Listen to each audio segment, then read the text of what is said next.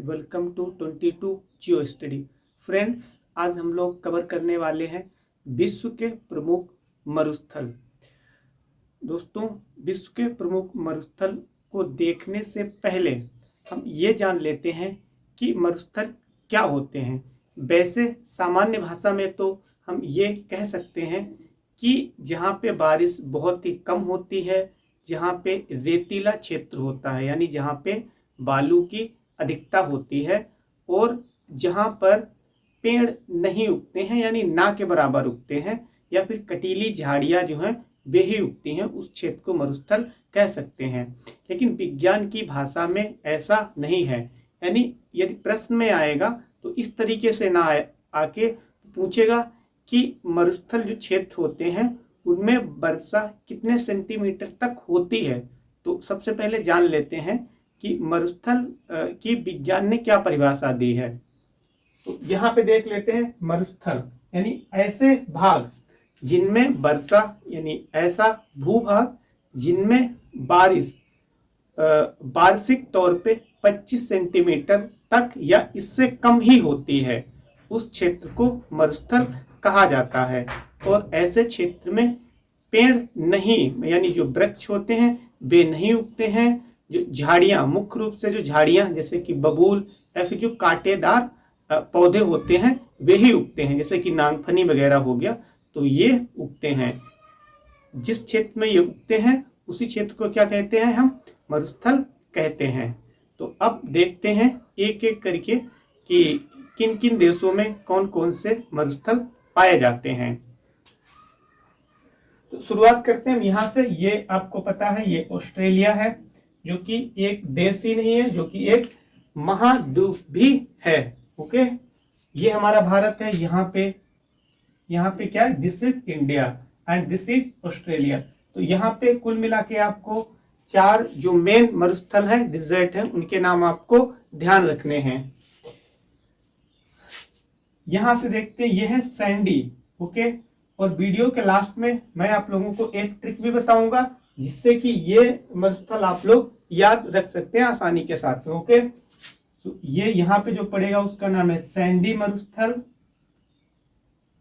यहाँ, और ये जो इसके नीचे पड़ेगा इसका नाम है गिब्सन। ठीक है, ये वाला इसका नाम है गिब्सन, और ये जो इसके नीचे पड़ेगा इसका नाम है डिजर्ट विक्टोरिया। ओके, और यहां से इधर साइड में तो ये पड़ेगा आपका डिजर्ट तनामी। क्या नाम है, डिजर्ट तनामी। इसके नीचे और आएंगे यहाँ पर, तो यहाँ पर पड़ेगा सिम्पसन। तो कुल मिला के ऑस्ट्रेलिया से हमें 4 मरुस्थल ध्यान रखने हैं। कौन कौन से, सैंडी, गिब्सन, विक्टोरिया, सिम्पसन और तनामी। ओके, तो इसके तो हमने कवर कर लिए हैं।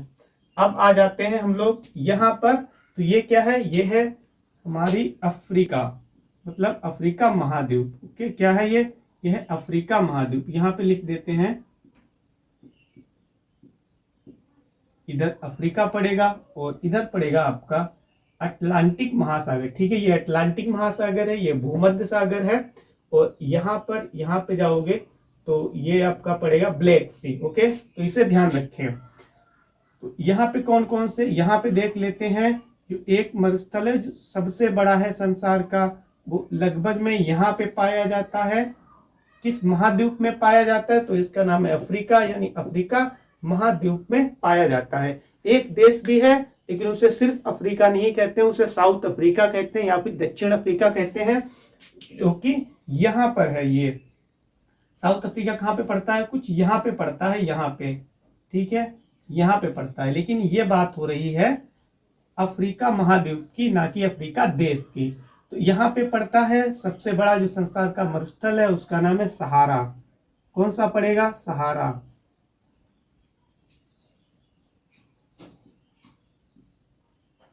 ठीक है, सहारा। और ये कितने देशों में पड़ता है, तो ये कुल मिला के 10 देशों में पड़ता है।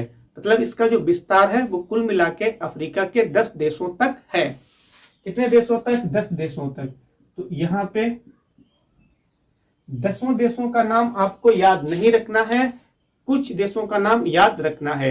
जैसे कि यहाँ पे आओगे तो यहाँ पे मिस्र पड़ता है, मिस्र में भी इसका विस्तार है। उसके बाद में और इधर साइड में आओगे तो अल्जीरिया है, अल्बानिया है और मोरक्को है। यहाँ पर आओगे इधर साइड में और आओगे तो यहाँ पे और भी कंट्रीज पड़ती हैं, यहीं पे नाइजर और नाइजीरिया।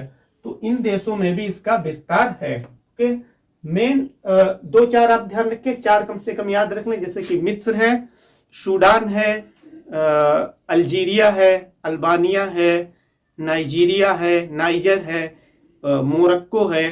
तो ये कंट्रीज हैं, इनमें इसका विस्तार है, 10 देशों में इसका विस्तार है। और ये भी ध्यान रखें साथ में कि ये संसार का सबसे बड़ा मरुस्थल है क्षेत्रफल की दृष्टि से। ओके, तो इसके अलावा में और देखते हैं कि अफ्रीका महाद्वीप में कौन कौन से डिजर्ट और पाए जाते हैं और एग्जाम के व्यू ऑफ पॉइंट से इंपॉर्टेंट हैं। तो यहाँ पे आएंगे तो ये पड़ता है नामीबिया मरुस्थल, और ये मेनली कहाँ पड़ेगा, ये पड़ेगा आपका साउथ अफ्रीका में। ओके, कहाँ पड़ेगा, साउथ अफ्रीका में, साउथ अफ्रीका या फिर दक्षिण अफ्रीका भी इसे कह सकते हो। ठीक है, यहाँ पे ये पड़ेगा साउथ अफ्रीका। नामीबिया मरुस्थल कहाँ पड़ता है, साउथ अफ्रीका में पड़ता है। उसके बाद इससे थोड़ा सा पूरब जाएंगे, क्योंकि इधर साइड में क्या होता है पूरब, इधर साइड में पश्चिम होगा, और इधर साइड में जाएंगे तो दक्षिण होगा, और इधर साइड में जाएंगे तो उत्तर होगा। यहाँ पे क्या होगा, east, west, north and south, यहाँ से ध्यान रखें। ठीक है, तो यहाँ पे पड़ेगा कालाहारी मरुस्थल, और ये किस देश में पड़ता है, तो ये पड़ता है बोत्सवाना। ठीक है, कहाँ पड़ता है, बोत्सवाना देश में कालाहारी मरुस्थल पड़ता है। बोत्सवाना से आप एक फैक्ट और ध्यान रख सकते हो, जो संसार में सबसे ज्यादा संख्या में हाथी पाए जाते हैं तो वो बोत्सवाना देश में ही पाए जाते हैं। तो इसके भी, अफ्रीका के भी हम लोगों ने जो मेन डिजर्ट थे उन्हें कंप्लीट कर लिया है। अब देखते हैं यहाँ पे, तो ये है आपका साउथ अमेरिका, ये नॉर्थ अमेरिका है, ये है साउथ अमेरिका। क्या है ये, यहाँ पे देखें साउथ अमेरिका, साउथ अमेरिका।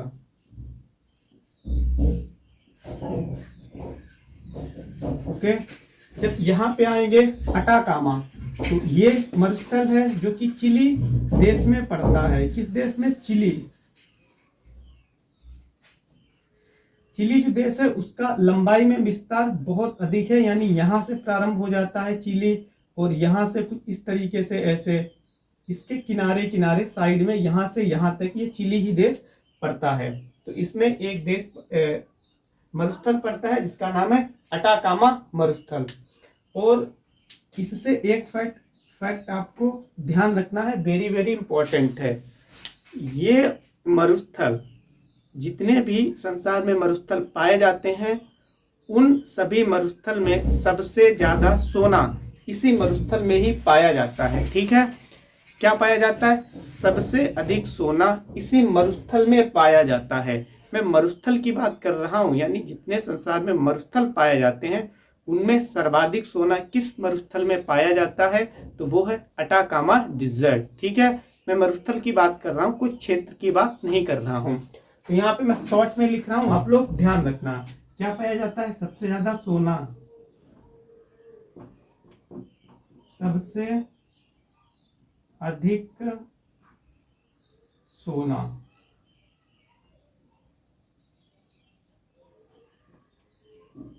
ठीक है, और इसके यहाँ पे आएंगे तो यहाँ पे पड़ेगा पेटागोनिया मरुस्थल। ओके, तो ये क्या है, ये कहाँ पड़ेगा, ये पड़ेगा आपका अर्जेंटीना में।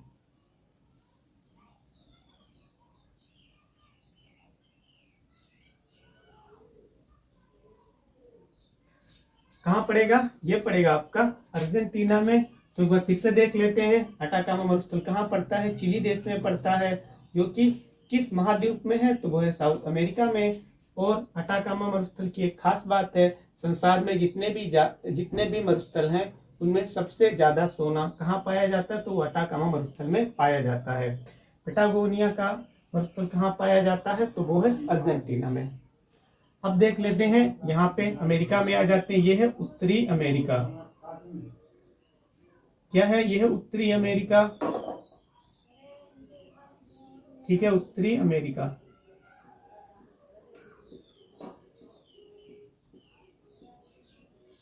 ये जो क्षेत्र है ये यूएसए जिसे हम बोलते हैं, ये पूरा यहाँ तक है। ठीक है, क्या इसे बोलते हैं, यूएसए। और इधर वाला कनाडा। ठीक है, इसमें मेनली दो मरुस्थल पाए जाते हैं। जो ऊपर है यहाँ पे है मोजाबे मरुस्थल, और यहाँ पे है सोनोरन मरुस्थल। दो है, ये ध्यान रखना है, मोजाबे और सोनोरन। ठीक है, अब आ जाते हैं हम एशिया में। तो ये क्या हो गई, उत्तरी अमेरिका हो गई, ये दक्षिणी अमेरिका हो गई, और ये अफ्रीका हो गया महाद्वीप, ये ऑस्ट्रेलिया हो गया, और पूरी है यहाँ से यहाँ तक एशिया। ओके, कुछ इस प्रकार से, क्योंकि जो रूस है वो एशिया में भी पड़ता है और यूरोप में भी पड़ता है। तो कुछ ये वाला जो क्षेत्र है ना, ये वाला, ये पड़ जाएगा आपका कहाँ पे, ये एशिया में पड़ता है, और ये पड़ेगा आपका यूरोप। ठीक है, क्या पड़ेगा, यूरोप।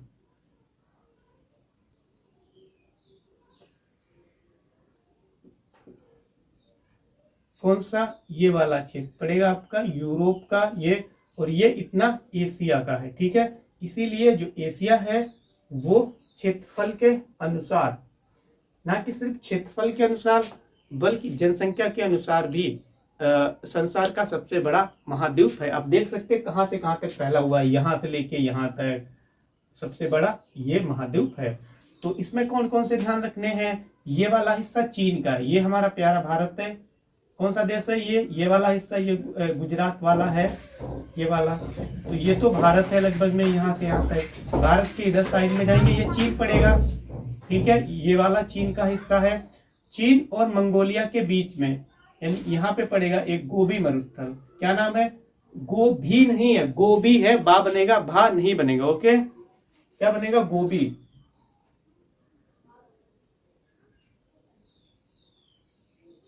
गोबी मरुस्थल। और ये किन दो देशों के बीच में पड़ता है, तो ये पड़ता है आपका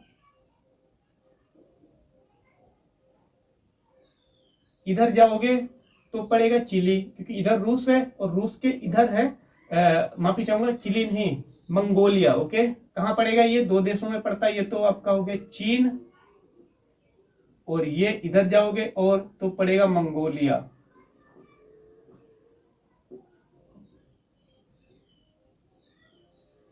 ठीक है, तो जो गोबी मरुस्थल है वो मंगोलिया और चीन में पड़ता है। इसकी भी एक खास विशेषता है, यानी इससे संबंधित एक मोस्ट इंपॉर्टेंट फैक्ट है, उसे भी आपको ध्यान रखना है। वो ये है कि ये जो गोबी मरुस्थल है ये शीत मरुस्थल है, मतलब शीत इलाके में पड़ता है जहाँ पे ठंड अधिक होती है। क्योंकि पता है रसिया में बहुत ज्यादा ठंड पड़ती है। तो ये कैसा मरुस्थल है, ये शीत मरुस्थल है, यानी शीतोष्ण मरुस्थल है। और ये शीत मरुस्थल सबसे बड़ा मरुस्थल है, मतलब जो शीत कैटेगरी एक मरुस्थल की कैटेगरी होती है उसमें सबसे बड़ा ये मरुस्थल है, मतलब सबसे बड़ा शीतोष्ण या शीत मरुस्थल है। ओके, तो इसे ध्यान रखेंगे। फिर जब चीन में आएंगे, यहाँ पे लगभग में कहाँ पे, यहाँ पे यानी पश्चिमी चीन में यहाँ पे एक मरुस्थल पड़ेगा जिसका नाम है टकलामाकन।